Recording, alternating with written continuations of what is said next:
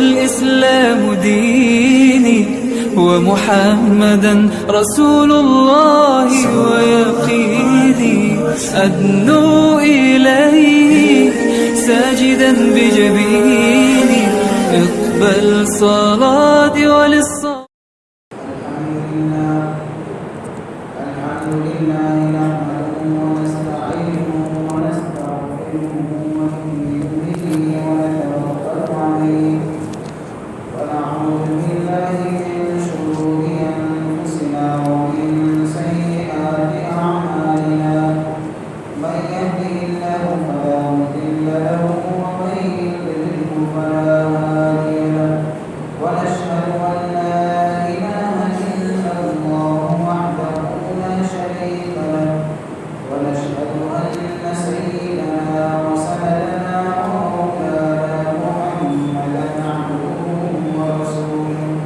صلى الله تعالى عليه وعلى آله وأصحابه أجمعين. أما بعد فأعوذ بالله من الشيطان الرجيم. بسم الله الرحمن الرحيم. ألم تر كيف فعل ربك بأصحاب الفيل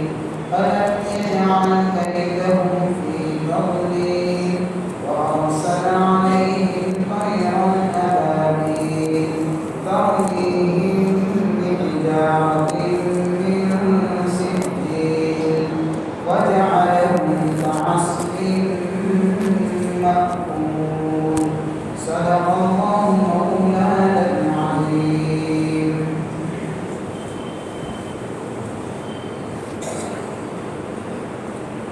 محترم دوستوں اور بزرگوں، یہ جو سورت میں نے پڑھی ہے اس سورت کا نام ہے سورۃ الفیل. عام طور پر نماز کے اندر اس سورت کو پڑھا جاتا ہے اور اکثروں کو یہ سورت یاد ہوتی ہے. اس کو سورۃ الفیل اس لیے کہتے ہیں کہ فیل عربی کا لفظ ہے جس کا عملی معنی یہ نکلتا ہے ہاتھی. یعنی اس سورت کے اندر ہاتھی والے لشکر کا واقعہ اللہ نے بیان فرمایا ہے اور اس کی پہلی آیت میں ہی فیل کا لفظ موجود ہے، اس لیے اس سورت کو سورۃ الفیل کہتے ہیں.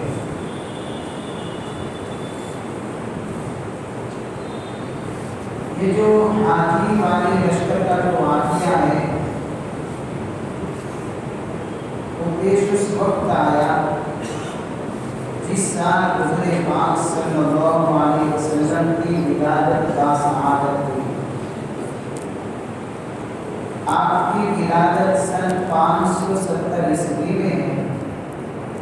اس سے 55 یا 50 دن پہلے یہ واقعہ پیش آیا تھا. محرم کا مہینہ تھا.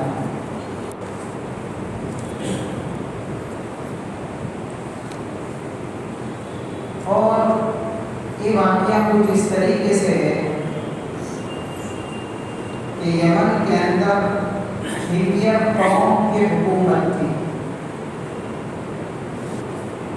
اور پوری کی پوری حکومت بت پرستی پر قائم. اس قوم کے بادشاہوں میں سے آخری بادشاہ جو گزرا ہے اس کو کہتے ہیں ذو نواس بادشاہ. یہ بادشاہ بھی بت پرستی میں مبتلا تھا، بتوں کی پوجا ہو رہی تھی. اور دوسری طرف یمن کے اندر ان بت پرستوں کی حکومت تھی اور اسی یمن کے اندر نصرانی لوگ یعنی حضرت عیسیٰ علیہ نبینا وعلیہ السلام کے اوپر ایمان رکھنے والے لوگ بھی موجود تھے. اس زمانے کے اعتبار سے نصرانی ایک اللہ کی عبادت کرنے والے تھے اور حضرت عیسیٰ کی تعلیمات پر چلنے والے لوگ. تو جو ذو نواس بادشاہ تھا یہ ان نصرانیوں کو سے ہٹانا چاہتا تھا اور طرح طرح سے ان کو ظلم کا نشانہ بنایا جاتا تھا،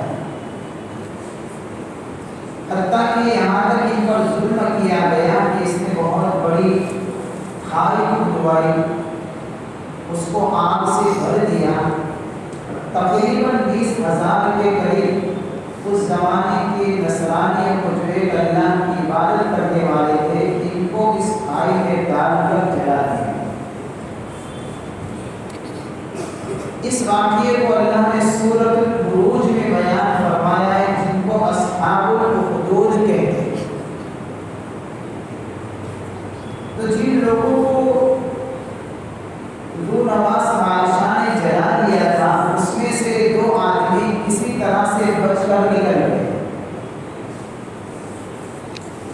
اور وہ پہنچے ملک شام کے اندر جہاں پر قیصر کی حکومت تھی۔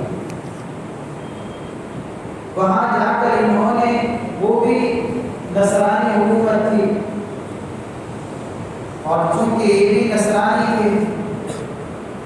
تو یہ جو لوگ بچ کر نکل کر بھاگے تھے اور ملک شام کے اندر جو پہنچے تھے، انہوں نے بادشاہ کے سامنے اپنے اوپر ہونے والی ظلم کی پوری داستان سنائی اور بادشاہ سے درخواست کی کہ اس ظلم کا بدلہ لیا جائے۔ تو قیصر نے حبشہ کے بادشاہ کو یعنی نجاشی کو خط لکھا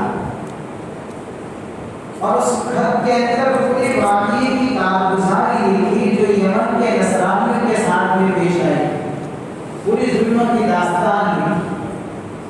اور اخیر میں پھر ایک پیغام دیا کہ ان نصرانیہ کو اس یمن کے بت پرستوں سے ان مظلوموں کا انتقام لیا جائے، بدلہ دیا جائے۔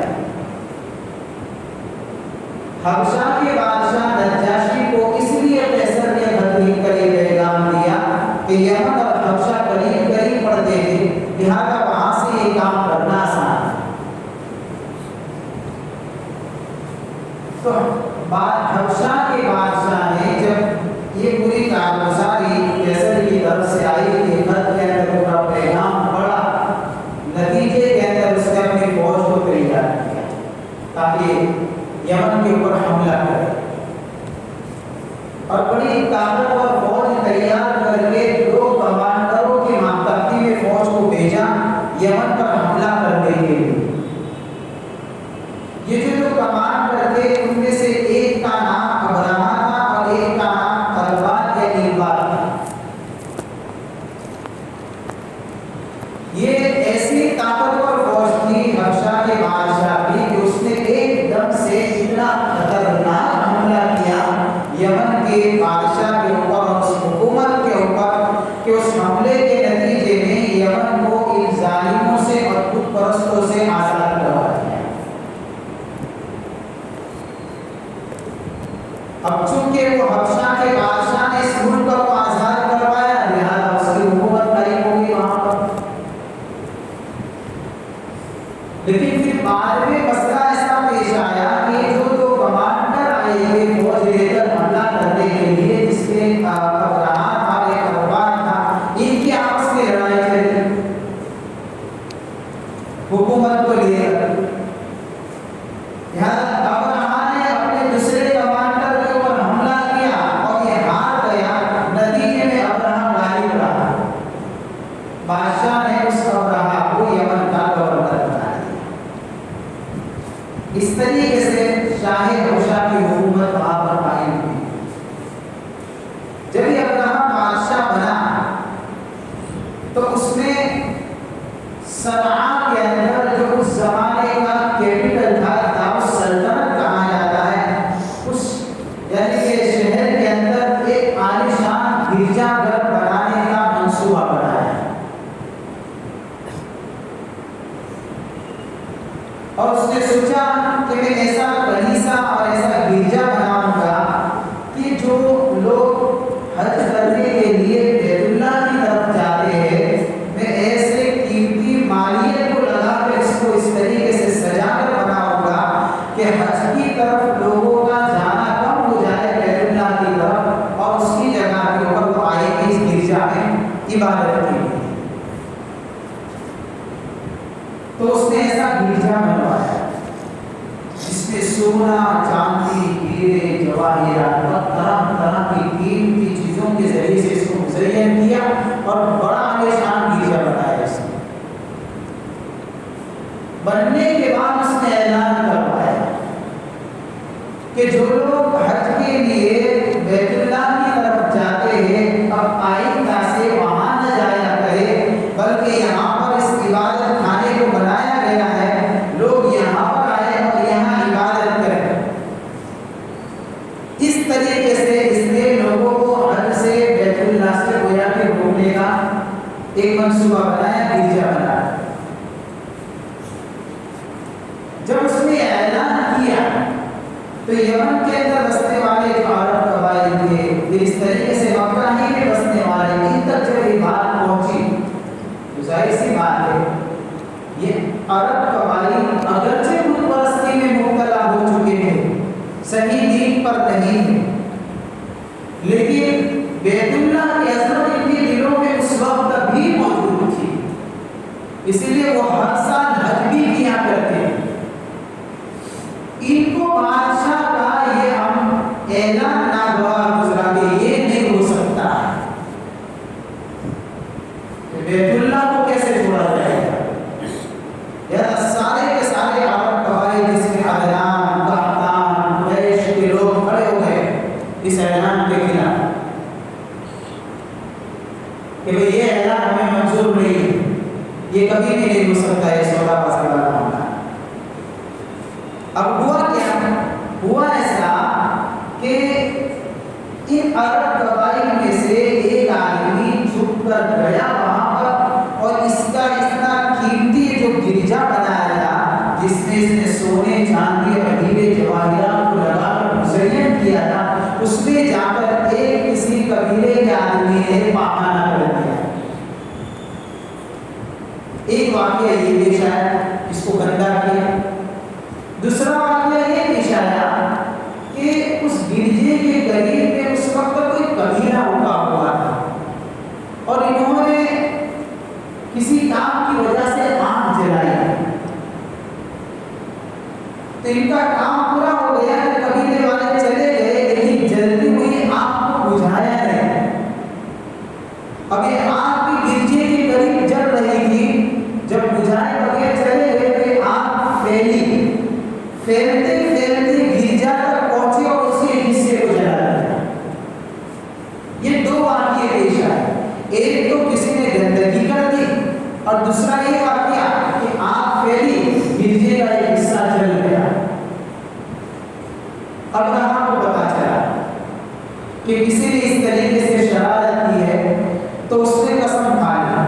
कि जिस बैतुल्लाह के बचाने के खातिर इन्होंने जो शरारत की है, मैं इस बैतुल्लाह की ईंट से ईंट बजा के रखूंगा और इन पर हमला करूंगा। लिहाजा उसने हमले की मंसूबाबंदी और पूरी तैयारियां शुरू कर दी और इस अब्राहा ने नज्जाशी को पैगाम भेजा हबशा के बादशाह को, क्योंकि उसने इसको गवर्नर बनाया था। इसने पूरी कारगुजारी सुनाई कि गिरजा में ये मामला पेश आया है, यार हमला करना है। तो हम शाहे हबशा ने सिर्फ इतना ही नहीं कि इजाजत दी, बल्कि अपनी सवारी का,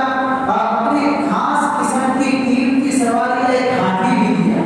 जो खास बादशाह के लिए। उसके साथ में और 8 हाथियों को भी भेजा। जो हाथी बादशाह के लिए था, खास उसका कीमती हाथी था। मुफस्सिरीन ने लिखा है कि बड़ी अजीब खुसूसियात उस हाथी के और वाकई कीमती था और बादशाह की खुद की सवारी थी, तो जाहिर सी बात है वो सवारी कीमती ही होगी। तो उसने ये हाथी भी दिया और उसे 8 हाथी दिए और अब्राहा को पहरेवा भेजाया कि ये जो हाथी है मेरा, इसका नाम महमूद है, इस पर सवार होकर तो बैतुल्लाह पर हमला करेगा। तो सिर्फ इजाजत नहीं दी, बल्कि अपने सवारी के हवाले कर दिया। जब बादशाह की तरफ से उसको इजाजत मिल गई, अब उसने हमले की मंसूबाबंदी शुरू कर दी और फौज लेकर हमले के इरादे से निकला। راستے کے اندر ذو نفر نامی ایک آدمی سے مقابلہ ہوا جو اپنے یعنی کہ ماتحتی پہ ایک لشکر لے کر آیا ہے کہ ابرہہ کے لشکر سے ٹکرائے اور اس کو شکست دے اور اس کو یہاں سے ریٹرن کرے کہ بیت اللہ پر حملہ ہمیں گوارا نہیں۔ تو ذو نفر نامی آدمی جو اپنے ماتحتی پہ لشکر لے کر آیا تھا، جب اس کا مقابلہ ابرہہ سے ہوا تو نتیجتاً یہی لشکر شکست کھا گیا، ابرہہ جیت گیا اور اس ذو نفر نامی آدمی کو قید کر دیا۔ اس کو قتل کرنا چاہتا تھا تو اس نے کہا کہ مجھے قتل مت کرو، ہو سکتا ہے کہ کام پڑ جائے گا میرا، کہ ٹھیک بات ہے چلو تو پھر اس کو باندھ کے رکھو، قیدی بنا کر رکھو۔ وہاں سے پھر آگے بڑھا تو قبیلے خشم کے لوگوں سے مقابلہ ہوا۔ اس قبیلے کے سردار کا نام تھا نفیل بن حبیب، تو یہ بھی لشکر لے کر اور بڑے لڑاکو نوجوانوں کو لے کر اس کے مقابلے کے لیے آئے، لیکن یہاں پر بھی نتیجہ یہی نکلا کہ نفیل بن حبیب کا لشکر جو ابرہہ سے مقابلہ کیا شکست کھا گیا اور اللہ کو یہی منظور تھا۔ اللہ گویا کہ یہ خدا کی حکمت چھپی ہوئی تھی کہ اتنے بڑے طاقتور لشکر کو اس طریقے سے آسانی سے شکست دینا یہ نہیں، بلکہ اس کو شکست ایسے کھلائیں گے اور اس طریقے سے ذلت کا مزہ چکھائیں گے کہ پورے یمن کے لوگ اس کے چرچا کریں گے اور رہتی دنیا تک اس کی ذلت کی یعنی کہ داستان کو بیان کیا جائے گا۔ اس لیے اللہ کو منظور تھا کہ دونوں لشکر جو بیچ میں مقابلے میں ہیں دونوں شکست کھا گئے۔ آگے بڑھانا تھا تاکہ ظالم جب ظلم کی انتہا پر پہنچتا ہے جب جا کر اللہ کی پکار ہے۔ تو جب یہ نفیل بن حبیب یعنی قبیلے خشم کے لوگوں نے جب شکست کھائی تو نفیل بن حبیب کو گرفتار کر لیا ابرہہ نے، پھر وہاں سے اپنے لشکر کو لے کر آگے بڑھا تو بیچ میں طائف پڑتا تھا، تو طائف والوں کو پتہ چل گیا کہ بھئی جو لشکر اس کے مقابلے میں آتا ہے وہ شکست کھاتا ہے، لہذا طائف والوں نے سوچا کہ بھئی ہمیں مقابلہ نہیں کرنا، ہم معاہدہ کر لیں گے۔ کس بات پر کہ معاہدہ اس بات پر کرتے ہیں کہ اگر ہم مقابلہ کرنے جاتے ہیں تو ہم تو ہار جائیں گے۔ ہمارا طائف یعنی مندر بنا ہوا ہے جس میں لات ان کا مشہور بت تھا، اس کو لگایا ہے، اس کی عبادت کرتے ہم، تو یہ طائف والوں کا مندر تھا، تو اگر ہم مقابلہ کریں گے ہم ہاریں گے اور ہمارے اس بت کی تہس نہس ہو جائے گا، معاملہ مندر توڑ دے گا۔ لہٰذا طائف ہمارے سامنے سے ابرہہ کے پاس گئے اور کہا کہ بھائی ہم پر حملہ مت کریو، ہم آپس میں اندر معاہدہ کر لیتے ہیں، تم کو ہمارا ایک آدمی دیں گے اور تم کو مکہ کا راستہ دکھائے گا۔ تو ابرہہ نے کہا ٹھیک، تو طائف والوں نے اپنا ایک آدمی دیا جو مکہ کی رہبری کر رہا تھا۔ لیکن اس آدمی کے بارے میں ابو ریحان نام تھا، لکھا ہے کہ بیچ میں جا کر ہی مر گیا، پوری رہبری ہو نہیں سکی۔ اور یہ ابرہہ کا لشکر مقام مغمس یا مغمس پر پہنچا، وادی محصر جس کو کہا جاتا ہے اس کے قریب کے مقام،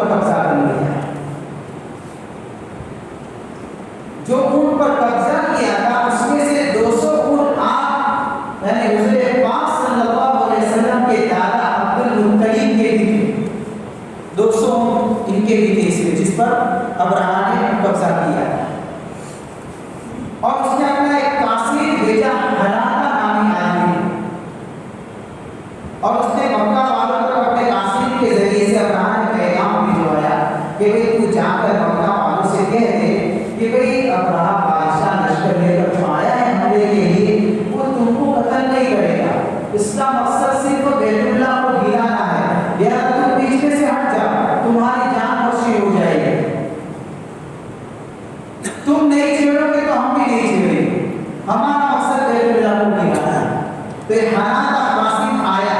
مکہ میں اس کا پیغام لے کر، اور اس زمانے میں سردار عبد المطلب بھی تھے،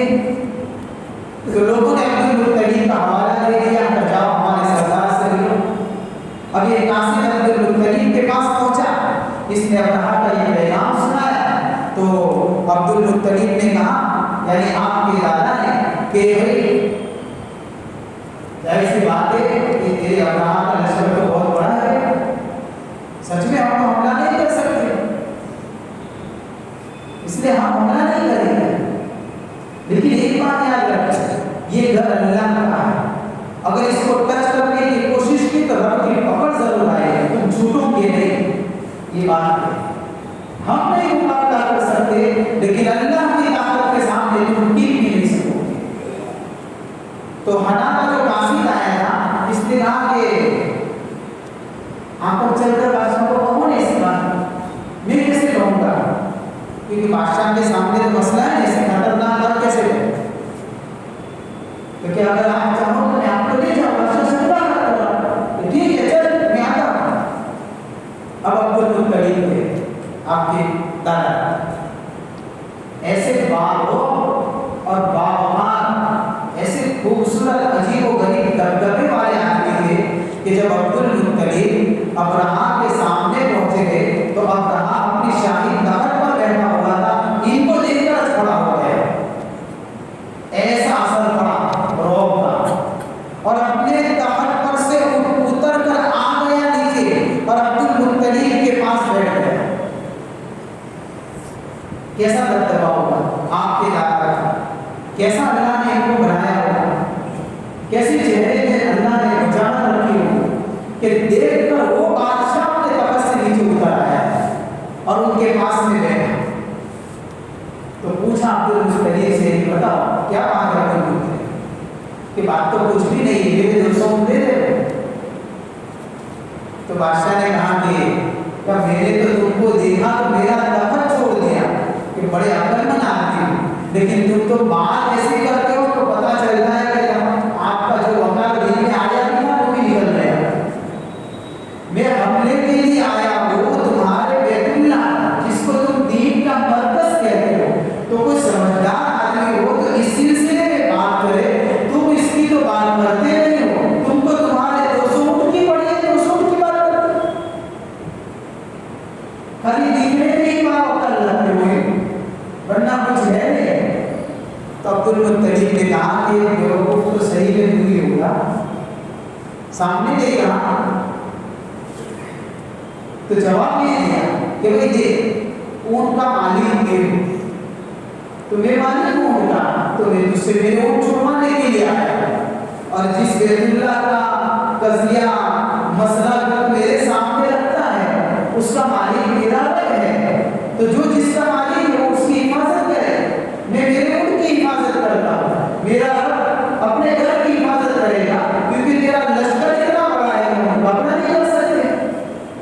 زیادہ میرے اونٹ دے دے، لیکن بات یاد رکھیں میرے رب کی پکڑ ضرور آئے گی۔ یہ جملہ تھا، تو ابراہیم نے کہا کہ تمہارے بیت اللہ کو تمہارا اللہ بھی نہیں بچا سکتا ہے۔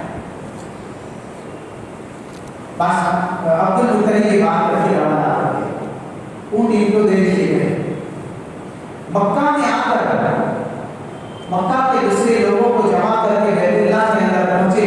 اور بیت اللہ کی دیوار کو پکڑ کر اللہ سے دعا کی کہ یا اللہ یہ اتنا بڑا لشکر ہے، سرے کی طاقت دے کر آیا ہے، ہمارے بس کی بات نہیں ہے کہ میں اس باطل کا مقابلہ کروں، اے اللہ آج ایک طرف سرے کی طاقت ہے، آج ایک طرف تیری قدرت ہے، اور اس گھر کا مالک تو ہے، تو اپنی قدرت سے اپنے گھر کی حفاظت کر دے اور اس سرے کی طاقت کو زمین بوجھ کر دے، ہم نہیں کر سکتے ہیں کچھ۔ بڑی دل پر دعا مانگی ہے، سیرت نگاروں نے اس کے اوپر کچھ اشعار لکھے ہیں، وہ اشعار سنانے کا وقت نہیں ہے، بڑے درد کے ساتھ مانگا ہے۔ یہ دعا مانگنے کے بعد عبد المطلب نے مکہ والوں میں اعلان کروا دیا کہ جتنے بھی لوگ ہیں مکہ سے نکل کر پہاڑی اور وادیوں میں چلے جاؤ، اللہ کا عذاب کرنے والا ہے۔ گویا کہ ان کو یقین بھی ہو چکا ہے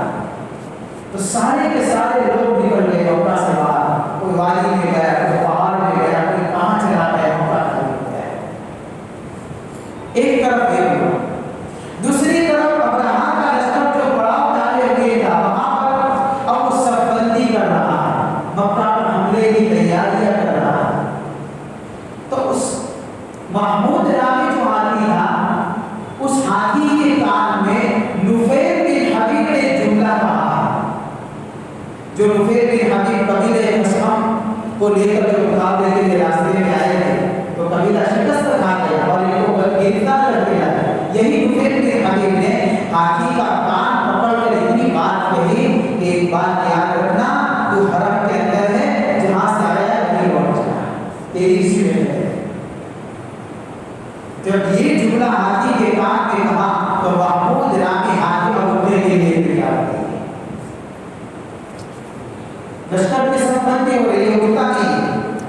اس کے اوپر کوڑے برسائے گئے، بلکہ لکھا ہے علماء کرام نے کہ اس کے ناک اور کان کے اندر لوہے کے آنکڑے ڈال کر کھینچا گیا۔ بڑی کوششوں کے بعد، بڑی محنتوں کے بعد یہ ہاتھی اٹھا ہے، لیکن جب اس کو مکہ کی طرف چلایا پھر وہی معاملہ، اور کسی سمت کی طرف چلایا تو چلنے لگتا ہے، یمن کی طرف چلایا تو چلنے، لیکن جب مکہ کی طرف چلنے کی بات آتی ہے تو پھر وہی جم جاتا ہے، چلنے کے لیے تیار ہے، کیونکہ نفیر بن حبیب کا جملہ اس ہاتھی کے کان میں پہنچ چکا تھا، یہ اللہ کا حرم ہے، یہاں پر کسی کی طاقت نہیں چلا رہی۔ بس یہ ساری تیاریاں ہو رہی تھی کہ اتنے میں چھوٹے چھوٹے فرشتوں کا بہت بڑا لشکر آیا۔ عجیب و غریب پرندے تھے، عام طور پر یہ کہا جاتا ہے کہ یہ ابابیل تھے، ابابیل نہیں تھے، وہ ایسے پرندے تھے کہ ان پرندوں کو آج تک کسی نے وہاں پر دیکھا ہی نہیں تھا۔ کبوتر سے چھوٹے تھے، جس سے نہیں، کبوتر سے چھوٹے، اور بہت بڑا لشکر تھا پرندوں کا، 2-4 پرندے نہیں، اور ہر پرندے کے پاس 3 کنکریاں ہیں، ایک چونچ میں اور 2 پنجے میں۔ یہ پورا پرندوں کا یعنی کہ ٹولہ آ کر اس لشکر پر چھا گیا اور ان کے اوپر کنکریاں برسانا شروع کیا۔ اللہ نے اس ایک کنکری کے اندر اتنی طاقت بھر دی تھی کہ ریوولور کی گولی تو کم اثر کرتی ہوگی، اس پرندے کی چونچ میں سے نکلنے والی کنکر کی طاقت ریوولور سے بڑھ چکی ہے۔ جب کسی پر گرتی تھی تو سوار کو بھی چیر کر زمین میں گھس جاتی تھی۔ اللہ نے کتنی طاقت، اچھا وہ کنکریاں کتنی تھی، پہاڑ جیسے پتھر نہیں ہے۔ پہلے پرندے کو دیکھیں کہ پرندے کتنے تھے، پرندے کی سائز کبوتر سے چھوٹی تھی، اب اس کی چونچ میں آئے گی کتنی کنکر، اس لیے علماء کرام نے لکھا ہے کہ وہ ایک کنکر چنے کے برابر تھا یا تو مسور کے دانے کے برابر، بس اتنا کنکر، لیکن طاقت اتنی اللہ نے کر دی، ان پر برسانا شروع کیا تو پورا لشکر تہس نہس ہو گئے، کچھ لوگ مر گئے اور کچھ لوگ بھاگ گئے۔ اس میں ابرہا کے اوپر بھی کنکر برسے، لیکن اللہ نے اس کو مارا نہیں، کیونکہ ابھی تو ذلت کی ابتدا تھی، اس کو اب ذلت کی انتہا تک پہنچایا۔ اس کنکری کے نتیجے کے اندر اس کے جسم کے اندر ایسا زہر سوار کر گیا کہ جب وہ یمن کی طرف جا رہا تھا تو اس کے ہاتھوں کے پیروں کی انگلیاں سڑ سڑ کر کٹ کٹ کر گر رہی تھیں، اور اسے ہاتھ میں یمن پہنچا ہے۔ جب وہ یمن پہنچا پھر اللہ کی پکڑ ایسے آئی کہ پھر اللہ نے اس کے جسم اور اس کے سینے کو پھاڑ دیا اور اندر سے اس کا دل باہر نکل آیا، اور پورے یمن میں چرچا ہو گیا کہ جو اللہ کے گھر کے اوپر حملے کرتا ہے اللہ اس کا انجام اس طریقے سے کرتا ہے۔ ایسا ذلیل کر کے اللہ نے اس کو مارا۔ جو لشکر پر کنکریاں برسی تھی، اس میں سے 2 آدمی مکہ میں آ گئے۔ حضرت عائشہ صدیقہ رضی اللہ تعالیٰ عنہ کی روایت ہے کہ میں نے ان دونوں کو مکہ کی گلیوں میں دیکھا، لنگڑے لولے کے بندے تھے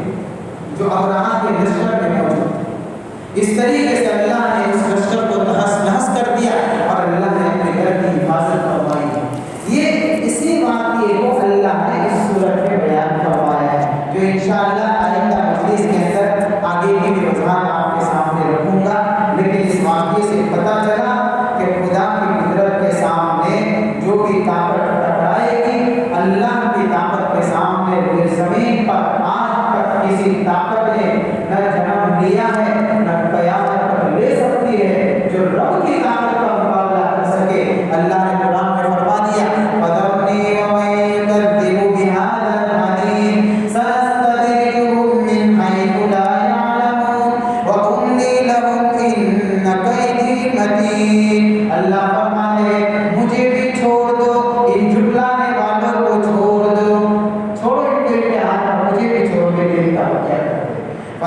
ومن